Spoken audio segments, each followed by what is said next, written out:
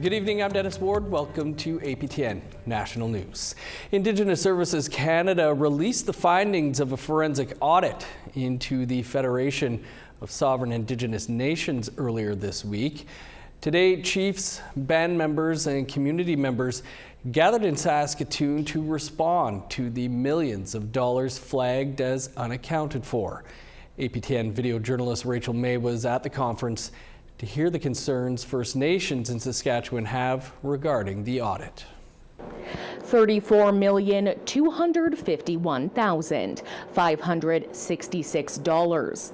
That is the total amount auditor KPMG deemed ineligible, questionable, or unsupported in funds the FSIN received from Indigenous Services Canada.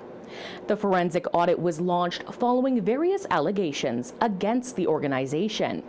It focused on 9 areas: transparency, COVID-19 spending, travel, pay raises for vice chiefs, payment to a former employee, a fleet of vehicles, money paid to specific vendors, administration fees, and the FSIN's new office building. Saskatoon Tribal Chief Mark Arcand says he's been on the FSIN Treasury Board since 2013. He says the Treasury Board members' signatures are not required on all financial documents. Instead, it is the FSIN executives who sign off. The FSIN is incorporated under FSI Inc. They're the ones that got the original draft findings on June 19th. As part of Treasury Board, we are not included. Due to the Convention Act, at the direction of our chiefs in Assembly, we are responsible for all financial matters.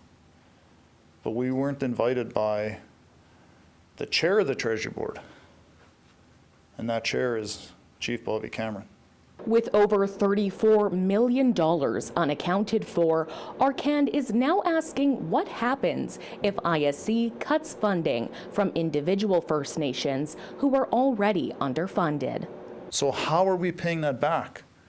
So when you talk about next steps, our rights holders, the chiefs, if this comes to an assembly, how can they make an ethical decision when nobody's telling them what's going on? How are we paying this money back? The FSIN does not have own source revenue. It gets money from the First Nations, 74 First Nations, $2.5 million through the First Nations Trust. That's the only way they got own source revenue. The audit covered the period from April 1st, 2019 to March 31st, 2024. COVID-19 funding was the biggest area of discrepancy. Of the $26 million reviewed, $23.5 million was deemed ineligible, questionable, or unsupported. The next largest area was administration fees, with $10.9 million reviewed and $9.7 million flagged. Chief Kelly Wolf of Muskeg Lake Cree Nation says the fact that this much money went unaccounted for requires immediate attention from both the federal government and law enforcement. How are these audits overlooked? How are these audits not red flagged? Back in our community, we have to sign amending agreements for $1 if there's any discrepancies between our funding agreement between Canada and the nation. Yet the FSIN can get away with all of this. Canada, you need to do better. And at what point do the RCMP get involved? At what point do the RCMP say, we'll take it from here? Former second vice chief of the FSIN and former chief of Flying Dust First Nation, Bob Morasti, says the organization needs to hold its leaders accountable, something he believes cannot happen under the current executives. These people cannot continue to have that division amongst our nations that's happening. Their continued role as executive will continue this division and disunity amongst our people, amongst our nations. That can't happen anymore. We must clean house. The FSIN is expected to hold its General Assembly on October 29th and 30th in Yorkton. Tribal Chief Arcand is calling for the meeting to be moved to Saskatoon, where the FSIN office is located, saying it would save money, especially with over $250,000 in unaccounted travel funds. Rachel May, APTN National News, Saskatoon. Thanks, Rachel. Legislation that seeks to eliminate remaining inequities in the Indian Act caused by enfranchisement continues to work its way through the Senate. Bill S2 passed the first and second reading in the spring sitting of the Senate. It is sponsored by Quebec Senator Michelle Audit and aims to replace Bill C-38, which died on the order paper after Parliament was dissolved earlier this year. It is estimated as many as 3,500 people could gain status if the bill passes into legislation. Speaking to the Senate Committee on Indigenous Peoples this week, Indigenous Affairs Minister Mandy Galmasti outlined some of the things the bill hopes to accomplish. Giving First Nations the power to remove themselves from the Indian registrar and to reclaim control over their identity. It also seeks to eliminate outdated and offensive, deplorable language from the Act about dependent persons, language that really reflects a colonial attitude. It also seeks to make it easier for people, especially for women, to join the First Nations ban of their birth. To Alberta now, where the National Coalition of Chiefs just wrapped up their annual Energy and Natural Resources Summit at the Calgary Petroleum Club. Premier Danielle Smith, a regular at NCC events, was one of the speakers at this year's event. Smith has been pushing for what she calls a Northern Gateway Pipeline 2.0 that would run between Alberta and Prince Rupert, British Columbia. Swampy's group, the National Coalition of Chiefs, is composed of First Nations leaders who support oil and gas development. The NCC said in a press release on September 23rd that a Northwest Tidewater bitumen pipeline is the answer to being able to increase our production or increase our economic activity. A Mohawk entrepreneur is suing the Quebec government for millions after the provincial police seized his trucks and tobacco. As Savannah Craig reports, those involved say this signals to a much larger issue. The province is not respecting treaty rights. There we go. We're suing for $8.1 million, which is based on the actual losses of those delivery shipments and the loss of business that they caused. So we made 287, running at like 3,500. The president of a Ganawage-based tobacco distributor is taking Quebec to court. Tobacco has been traded between our people for thousands of years. It's one of our 4 sacred medicines. It's very important in all of our cultural practices. So we consider it to be our product. You know your machine, Jesse. Robbie Dixon runs Rainbow Distribution. He says Quebec is preventing nation-to-nation trade, alleging the provincial police seized his company's vans and products multiple times over the last year. He alleges that his company has racked up hundreds of thousands of dollars in fines under the Provincial Tobacco Tax Act. He's seeking compensation from Revenue Quebec and the Procureur General of Quebec. You go back to the British North America Act of 1867, it was declared right there that provinces have no jurisdictions at all on First Nations territories. So all these disruptions of nation-to-nation trade go right against any type of laws that or treaties they've made in the past. The seizures of vehicles, rainbow vehicles, that are referred to in the lawsuit involved trade with the Chippewas of Georgina Island, Tyendinaga Mohawk Territory, Watak Mohawk Territory, and Listigash Mi'kmaq First Nations. Dixon's lawyer, Julian Faulkner, says previous court rulings allow for nation-to-nation tobacco trade, citing the rulings of the Montour decision and the Kane judgment. Until the government is successful on reversing those rulings on appeal, the governments are bound to respect it. And we say that the opposite is happening here. Ganawage Grand Chief Cody Daibo told APTN News the Mohawk Council of Ganawage is still assessing the issue and in talks with Dixon. Generally, anytime community members or First Nations people get into any type of industries, there's always, this notion that it's not legal, but these are inherent rights at the end of the day, and we don't need anybody's permission. These seizures raise concern for Ganawage's prosperity. Will that be all? Yeah, but then whoever finishes the quest first, we're gonna have like a $1,000 or $2,000 prize for that team. Yeah. Rainbow employs more than 100 community members, according to Dixon. We donate upwards of $1 million a year to community programs. We are a big supporter of the community of Kahnawake as a whole.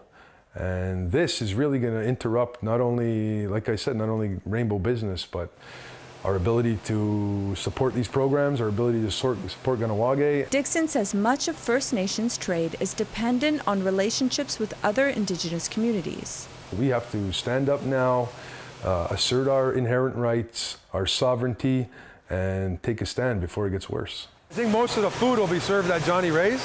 Revenue Quebec and the Office for the Procurer General stated they could not comment as the case is before the courts.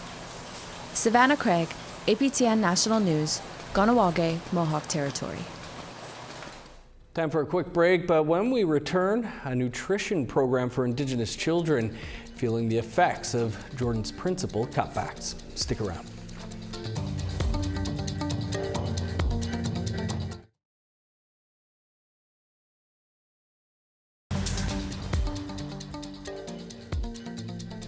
Welcome back.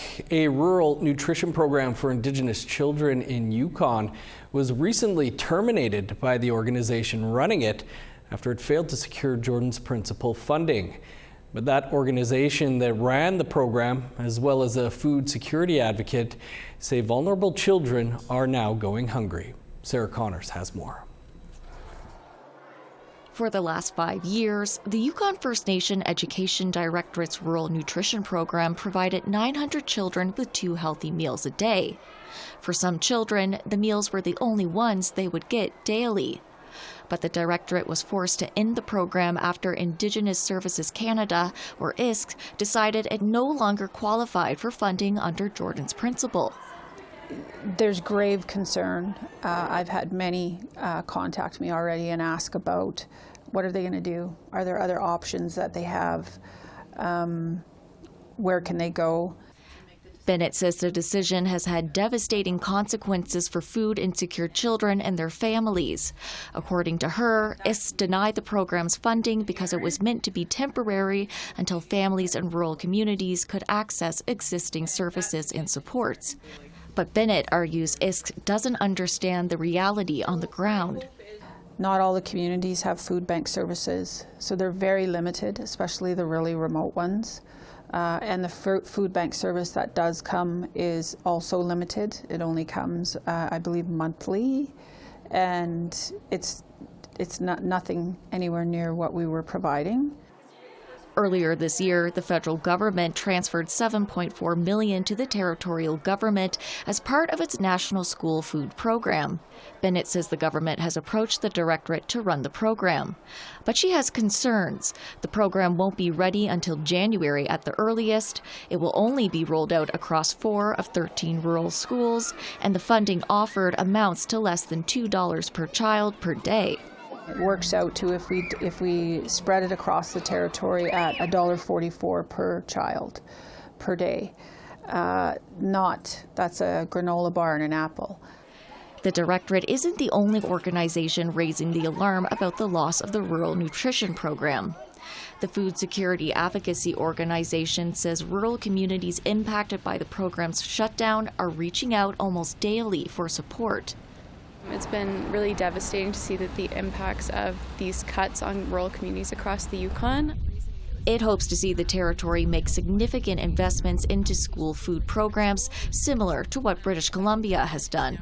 They've not only matched, but they've exceeded the amount of funding that they're getting federally in their own investments in school food programs, recognizing that what is being provided through the federal government is not enough. APTN News contacted ISC and the Yukon government for comment. While we didn't hear back from the Yukon government by our deadline, ISC said in a statement the federal government is committed to continuing collaboration with Indigenous partners to expand access to school food programs. The Directorate is now appealing ISC's decision. If denied, it plans to launch a judicial review in the Federal Court of Appeal. Bennett says no child should have to go hungry. Having food and being well-fed and healthy is core to success for our Indigenous children, not just in school, just success. Sarah Connors, APTN National News, Whitehorse. The Royal Alberta Museum in Edmonton hosted Elder Jerry Saddleback for a storytelling session, and our Chris Stewart was there. Elder Jerry Saddleback has been sharing his knowledge for decades. He is a former elder in residence, a spiritual advisor for the Truth and Reconciliation Commission. The Samson Cree Nation member shared his knowledge at the Royal Alberta Museum about the orca and its origins and relationship with the Indigenous peoples of Canada. He talked about Mother Earth, spirituality, and the creation of the massive orca.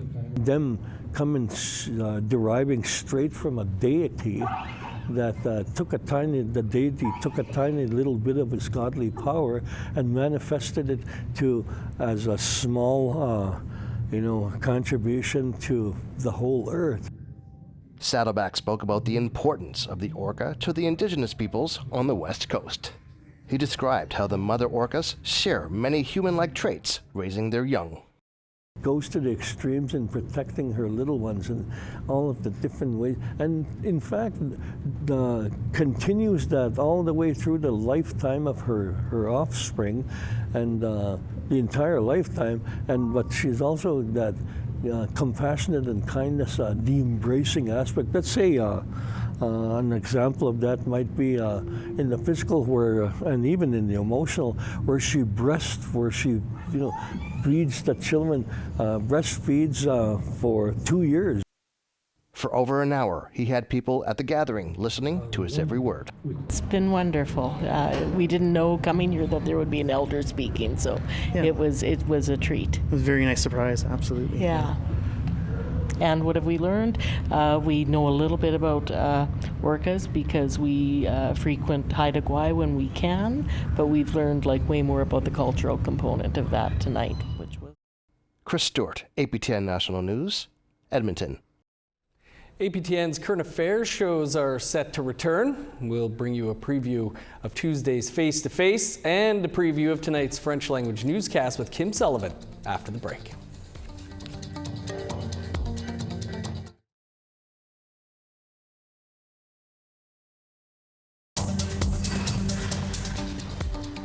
Welcome back. Time now for our photo of the day.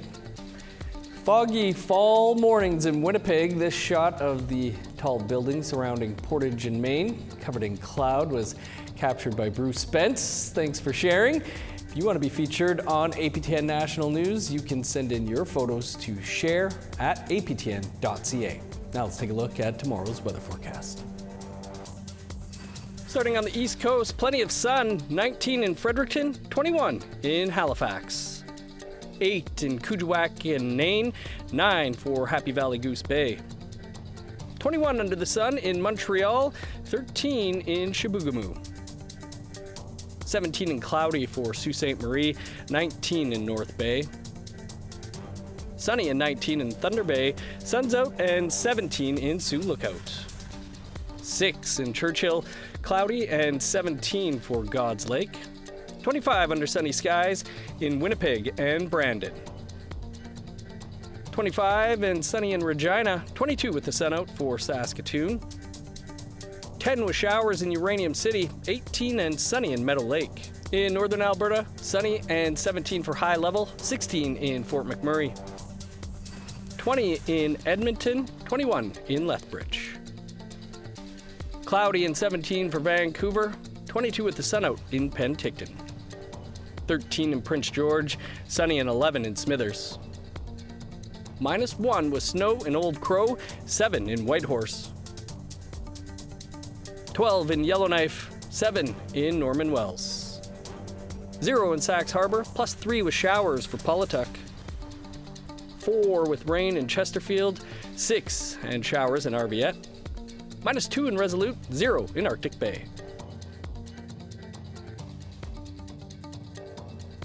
Fort White Alive is an organization on Treaty 1 territory in Winnipeg that provides outdoor and indoor programming, learning, and recreation on over 600 acres.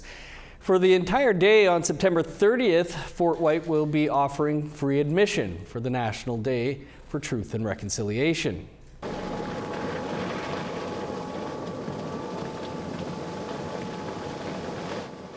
The day begins with a sacred fire Jason Parento is a knowledge keeper with Fort White. He says that Winnipeg is where the first sacred fire for National Day for Truth and Reconciliation was lit, and we all have to keep the fire going. Fort White's TRC committee is holding a powwow exhibition, Indigenous games, medicine walks, artists, knowledge keepers, crafts, and space for all to gather and have conversations in nature.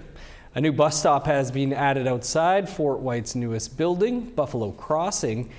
Families are invited to tie an orange ribbon, smudge, sit in the gathering circle, learn, and have good conversations.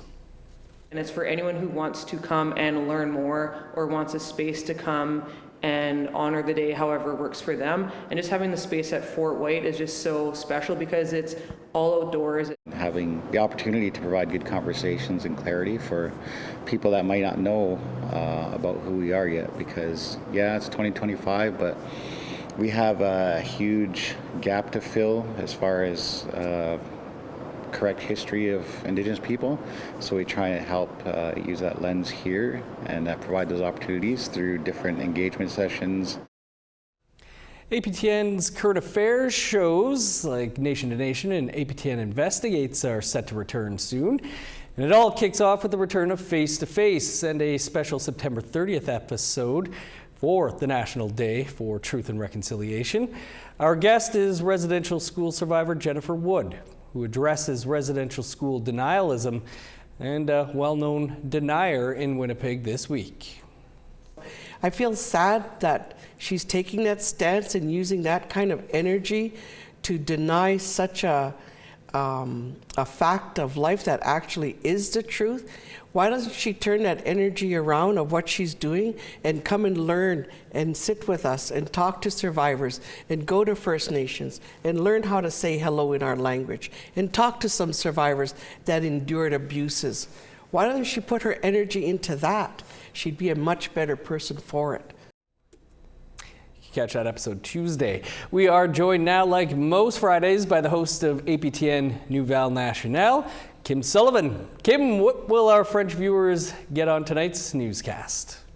Hey Dennis, we thought the big story this week was the AFNQL unions and environmental organizations coming together Monday to ask for the withdrawal of Bill 97, but yet and behold, Quebec announced yesterday that they are dropping the bill. So we chat with the regional chief of the AFNQL about this gain. Kent Monkman's famous paintings made their Canadian debut, and we give you a sneak peek. And we also chat with Melissa Malin-Dupuis about our special September 30th programming. Join us tonight, 6:30 Eastern. Thanks, Kim. Big news indeed about that. You can catch Kim here in about 90 seconds from now, as we're all out of time for your APTN National News for this Friday. You can catch up on the week's news, though, by joining us here tomorrow night at 6 p.m. Eastern Time, or by visiting our website, aptnnews.ca. I'm Dennis Ward. Marcy Miigwech. Thanks for being with us. Have a great night.